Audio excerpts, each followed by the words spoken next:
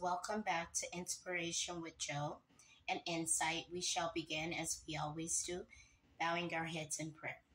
Oh, Holy God, Holy Spirit, Holy Mother, as I call to Thee and I pray to Thee, I recognize the importance of spiritual and financial planning in achieving my goals and dreams. I pray for your guidance, your adherence, and your seed, as I need your seed and your wisdom in creating a well structured plan, spiritual plan, a financial plan that aligns with your will and your purpose, that will grant me insight and foresight and hindsight to prepare for the future and the ability to manage all things responsibly. May this plan for my spirituality, finances, and growth be a roadmap to stability, abundance, and blessings.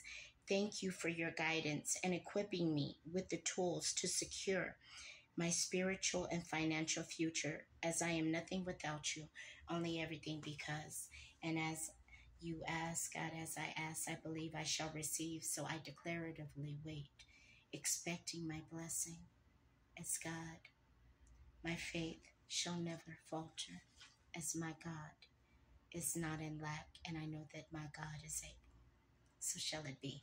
By the glory and conviction of the Holy Spirit, and never shall it be rendered at the detriment of my soul, but for the betterment of me, and it will be.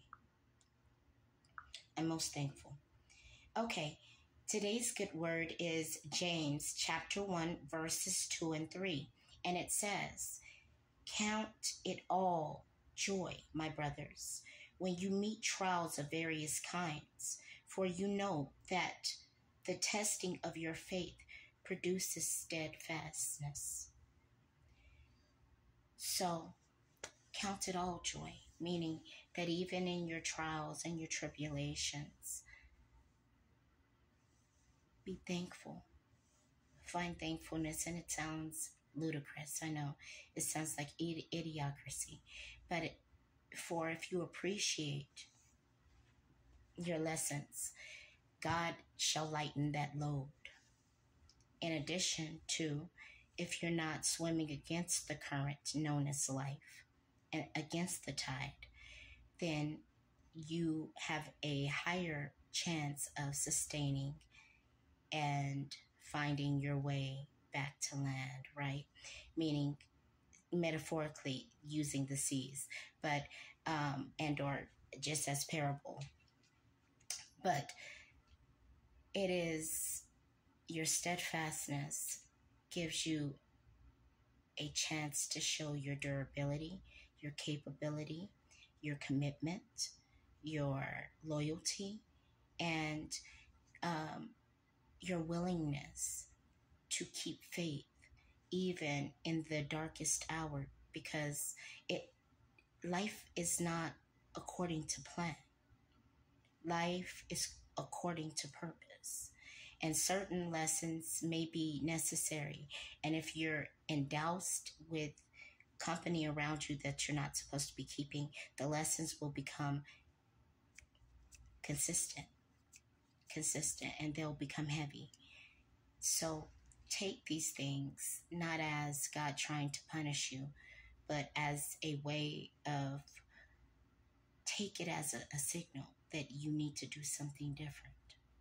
You need to try something different. Because if you stay the same, then that means you're not ready for a new. And if you're not ready for a new, then that means that you're ready to stay the same. And you can't complain about your position in life.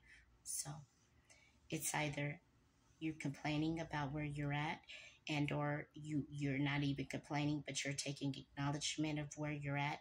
Through faith shall you find your way through and become a smarter and a wiser soul on the opposite side of whatever you experience. Or you take and go through all these things and don't apply them to your life, and unfortunately you stay the same, and your spirit doesn't grow, and neither do you. You are, you become very stagnant and complacent, And if you don't want to be complacent, make a decision to not be. That's as easy as it is. As you say, as easy as you say, I'm going to the store so I can go get some grease so I can cook. I'm going to the store to get some flour so I can batter this chicken. It's the same way you make a decision to say, no more, not today. And when you do that for you. Because when you do it for you, then it's easy to do it for God. Otherwise, hopefully, it's inspirational and helps someone, insightful. And again, thank you for allowing me to share with you. Goodbye, good riddance, says the good Lord. And again, I speak and not preach. Thank you again, and happy Independence Day for anyone that celebrates.